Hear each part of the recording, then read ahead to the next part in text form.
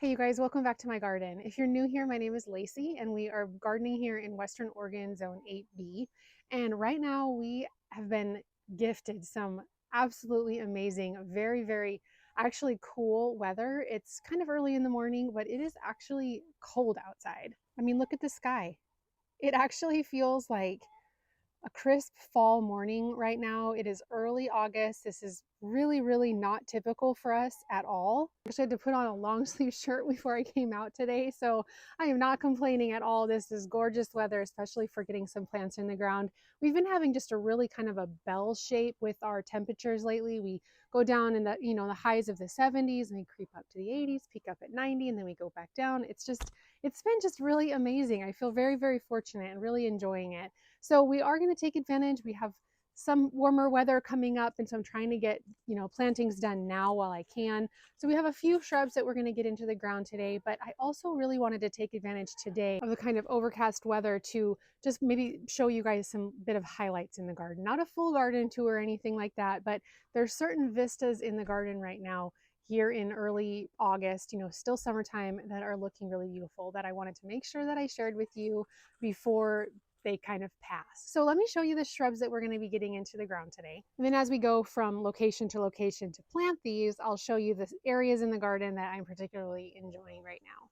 So here are the two shrubs that we're going to be planting in. They look kind of interesting right now, a little bit of kind of wonky growth habit at the moment, but I've been thinking about wanting to add a couple of these into my gardens for a while now, and I found them recently when I was out at Bauman Farms. So this is a Mellow Yellow Spirea. This is a Spirea thunbergii, which is indicated basically by the fineness of its leaves and then also kind of the graceful, little bit more open habit of the shrub versus the Spirea japonica and others that are much more compact and have the bare leaves, which is primarily what I have in my gardens.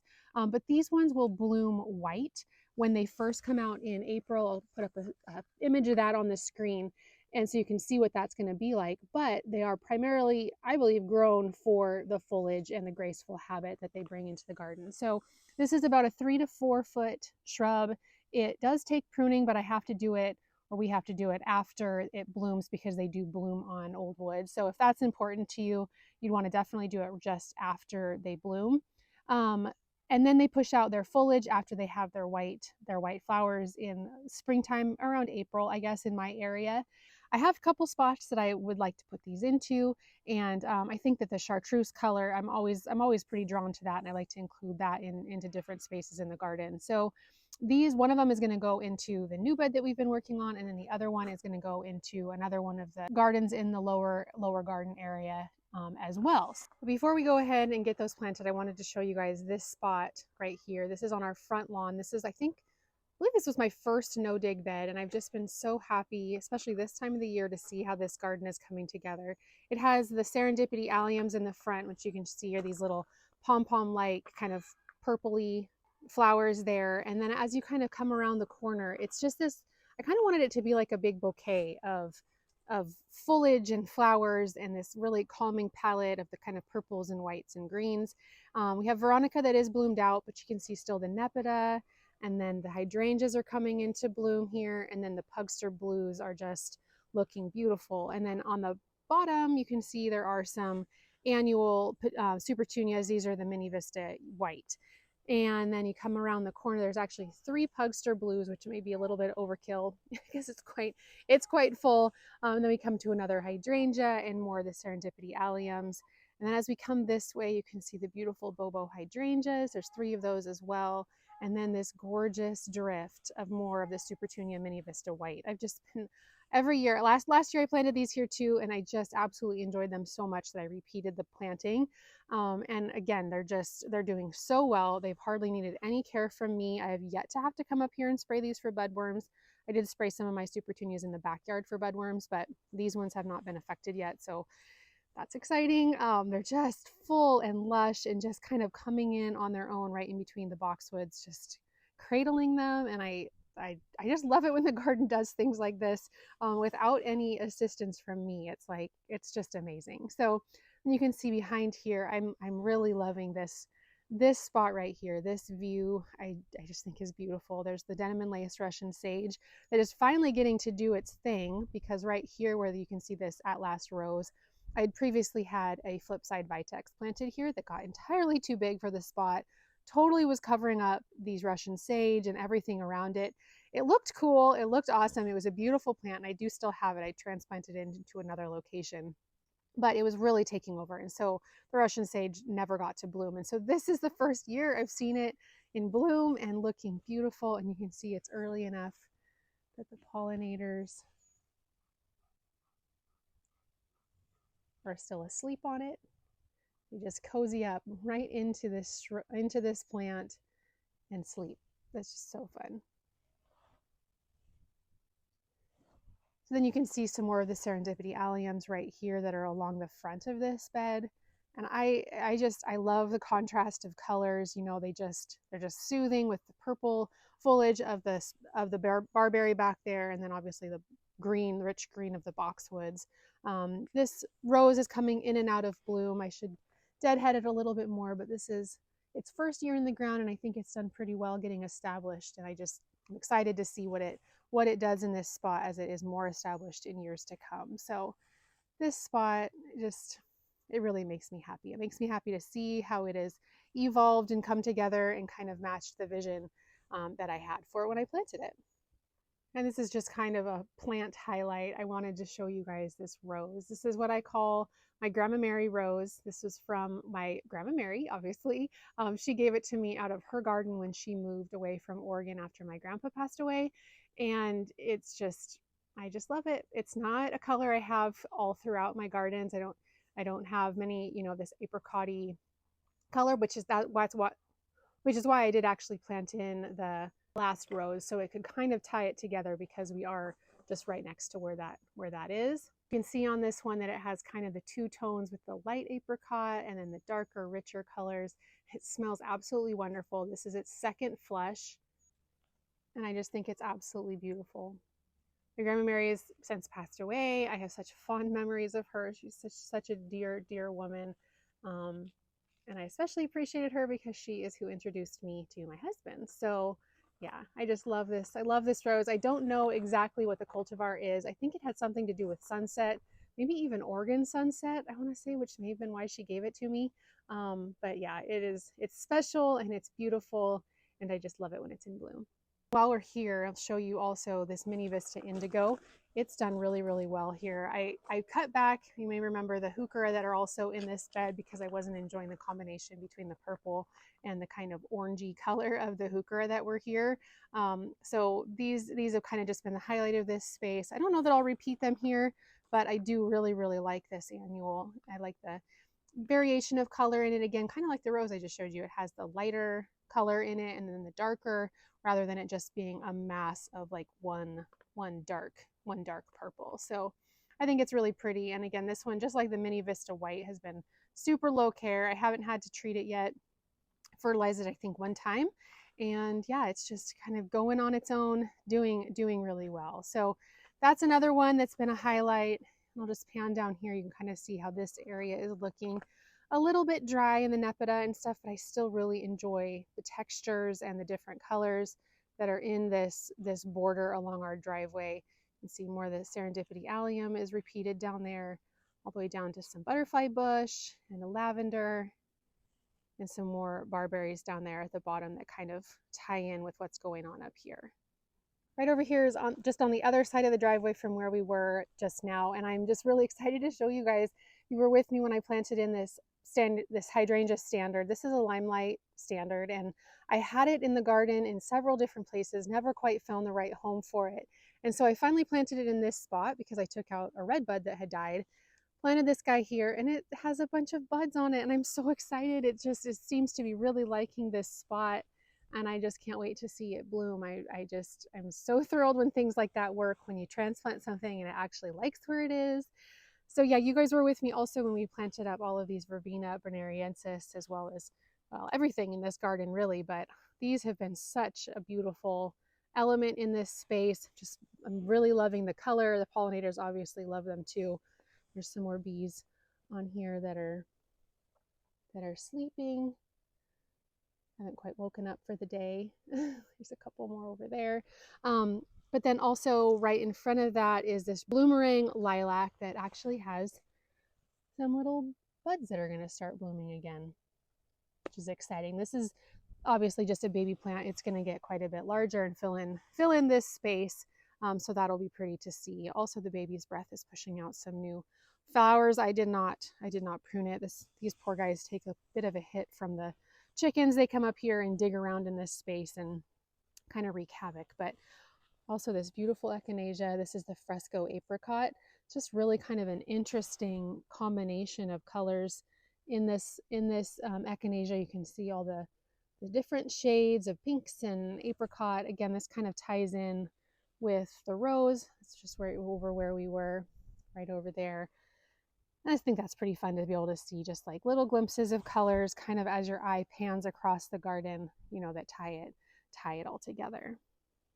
This is another little spot that I'm particularly enjoying right now. You guys were with me when we just planted in this dahlia here, and I kind of talked about the verbena that's right behind it in the container.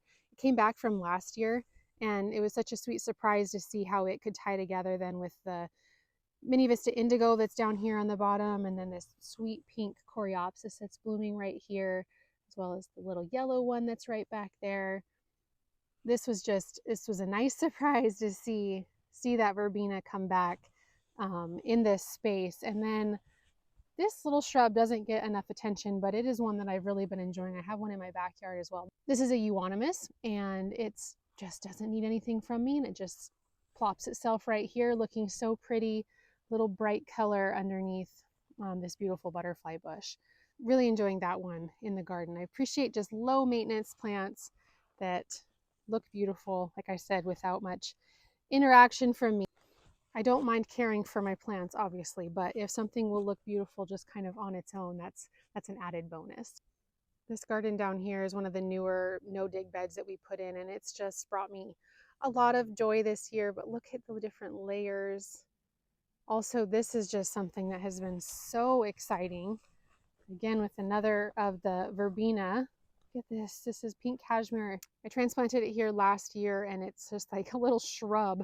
This one over here too. They've just been blooming and blooming, you know, like annuals do, but they were a perennial for me. They came back, and that has been obviously really exciting to be able to have a beautiful plant like that repeat itself and to perform just kind of endlessly all throughout the season. This was a nice surprise too, seeing this echinacea come back, because the other ones that I planted of this variety last year did not. So that was fun. That was fun to see. So this is where the vitex ended up that I was just talking about up there. Like I said, this is a flipside vitex. It's just about to start blooming, but you can see why it's called flipside is on the other side of the leaves. They're the purpley hue, and gosh, this was so exciting to me. My husband and I transplanted this very early on in the season, just as it was starting to break dormancy, and it just did not even skip a beat. It's doing so well, filling in this spot, kind of running into the Joe Pye weed that I also transplanted down here, but I'm really happy with this down here. It's going to be able to do just what's much more natural for it. I'm not going to have to prune on it nearly as much as I was having to do when it was in the front garden. So really happy with that. Really excited to see it starting to bloom. It's a lot later for me than it is other areas of the country, just because we tend to be a bit cooler, I guess. Must be why, but still, it's something super to look forward to towards the end of the season as it's finally coming into bloom. So let me come over here and show you guys another shrub, kind of almost like the pink cashmere, but in shrub form, that has just been blooming and blooming and blooming. This is the Aphrodite sweet shrub, and you know, it's not abundant in blooms, maybe like the butterfly bushes, but it is such a unique bud that pushes out and opens up to this beautiful bloom. You can see the bud right here. Just these, I don't know, they're almost like magnolia, remind me of a magnolia, I guess, but just beautiful. And then the foliage, I do have something that's chewing on them, but you know, whatever. But yeah, it's just been pushing blooms all season long, and that's just been a really nice surprise too, because this has just been in the ground for, this is, I think maybe its second or third season. So another just very, very full area in here. I feel like it's kind of just this little secret garden area through here. This was exciting too. This was this Phlox's first year blooming. I planted this in last year. Really pretty pink color through here. Oh, this hydrangea needs some attention. As you can see, these are some of the perennials that I'm going to be digging out and moving and putting into the new bed that we're just starting, because these are running out of space here, and that's fine. I plant things pretty densely when I first start out, and then just maybe have to move things as they get a little bit overgrown. But anyway, I was excited to see this phlox growing mostly and blooming, mostly because that means deer haven't come in and eaten it yet. So another beautiful plant over here that's blooming. This is hollyhock. Just look at that. I don't know what these beetles are that are all over it. They don't really seem to be harming the plant. Look at those. Gross. But anyway, flower is beautiful and it's striking. I can see it from our front porch, and that's really beautiful to look out on. And look at this instant karma elderberry, covered in berries. It's so pretty with the variegation in the leaves. It's a really, really cool plant. It's so tall. It's way high up there. I've really been enjoying that. You can see some grasses peeking out, and then that's an Asian moon butterfly bush. It's right there.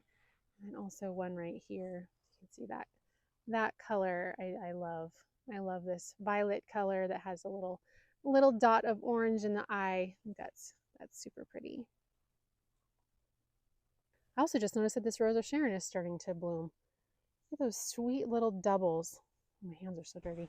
Sweet little double blooms. And I love this color too. So pretty. And this is just covered. I think this is like its 4th year in the ground, and it's really finally starting to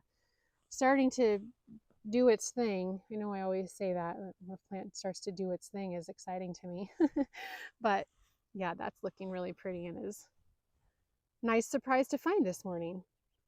So anyway, yeah, just a pretty peaceful morning in the garden. I'm excited to show you guys these things that are looking beautiful right now, because there's definitely areas that are looking a little bit tired, of course. But yeah, there's always beautiful pockets to take a minute to appreciate. So I'm going to go get the shrub. I'm going to go put it in the spot where we're going to plant it, and we'll get that one in the ground, and then we'll move on to the next one. All right, so the first one is going to go right here. And it looks like it really is filling in the spot, but I have to remember, what the other things around it are going to do. So this hydrangea back here, which look at that color since we've planted it and how much pink it's taken on, just because our temperatures have been pretty cold at night. Anyway, that's beautiful, but that one's going to stay kind of narrow, but also get taller. Obviously the butterfly bush that's behind there is going to get considerably taller. So this is just going to be kind of a filler for this spot, just kind of brushing up over the nepeta that's right here and right next to this sedum and the grass. Yep, this is where this one's going to go. Let's get it in the ground.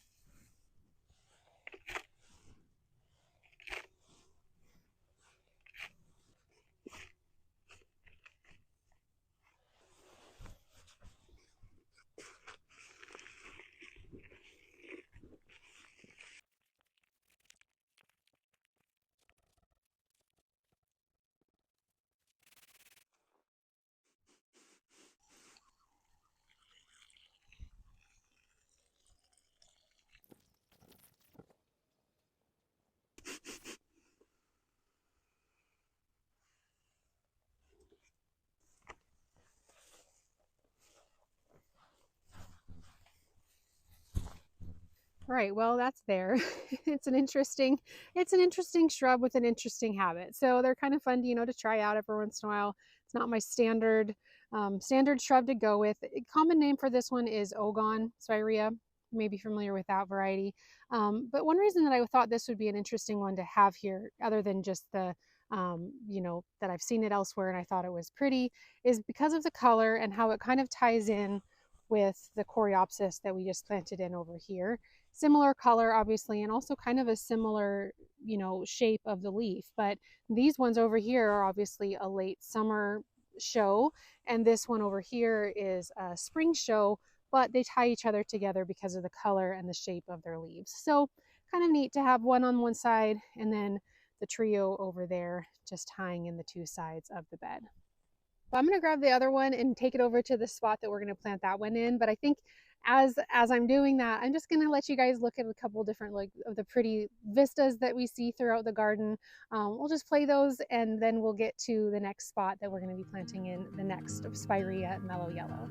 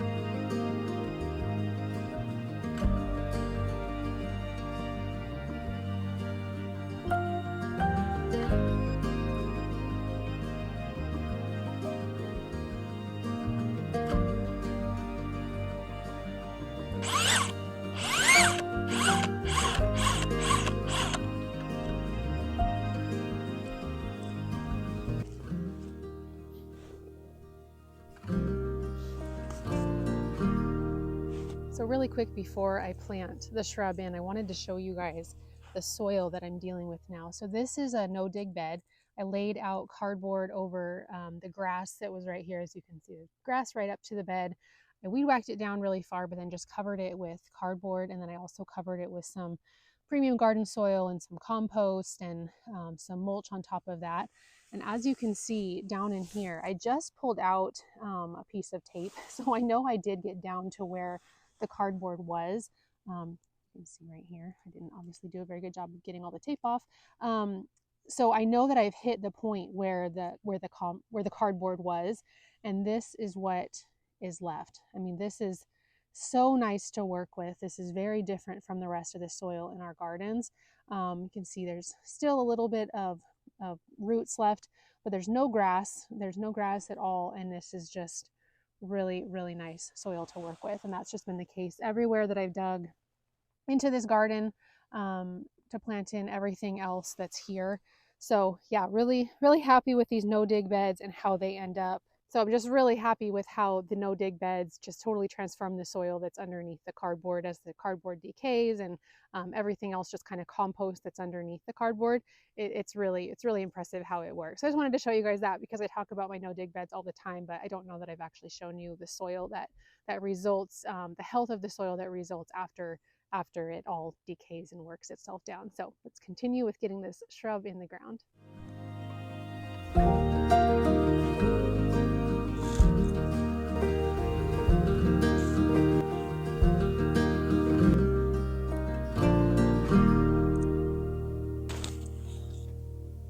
Okay, so here's where the Mellow Yellow Spirea ended up, and my goal was really to have it kind of just cascade a little bit with its loose habit over this rock that's next to it.